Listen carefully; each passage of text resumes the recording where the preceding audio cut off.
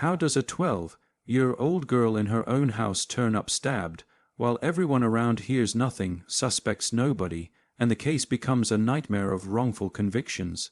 In the quiet town of Escondido, California, in January 1998, 12-year-old Stephanie Crow went to bed early.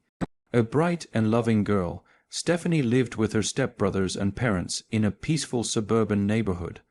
On the morning of January 6, her nurse mother, Mary Crow, found Stephanie stabbed repeatedly in her bed. The gruesome discovery shocked the community, and the murder happened without a single scream waking the rest of the household. Stephanie had been stabbed more than a dozen times.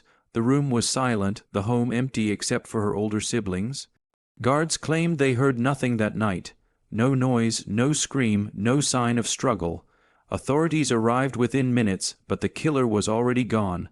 The police focused on the Crow boys' 13-year-old Michael and 14-year-old Francis, isolated and vulnerable teens.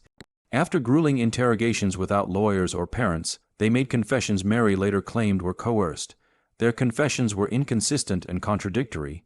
When physical evidence failed to match them, they were released, but the damage was done.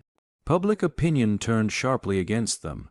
The case then pivoted, and investigators tested tens of thousands of DNA samples. Despite a massive search, no DNA matched anyone in the house. The Crow brothers spent months under suspicion, watched by the community and scarred for life.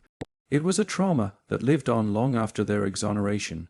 Years later, the investigation took a dramatic turn when an Escondido handyman, Michael Crow, no relation, was convicted, but later acquitted, after his DNA was found at the scene.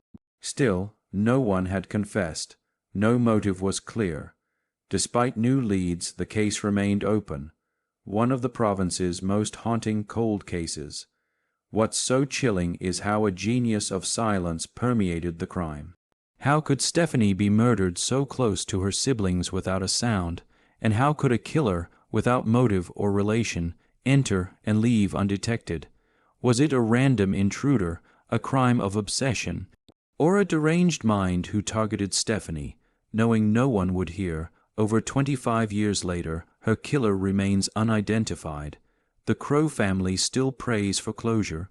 False accusations, interrogations of innocent children, and a suspect who walked free. This case exposed deep flaws in the justice system and the tragedy of a murdered child.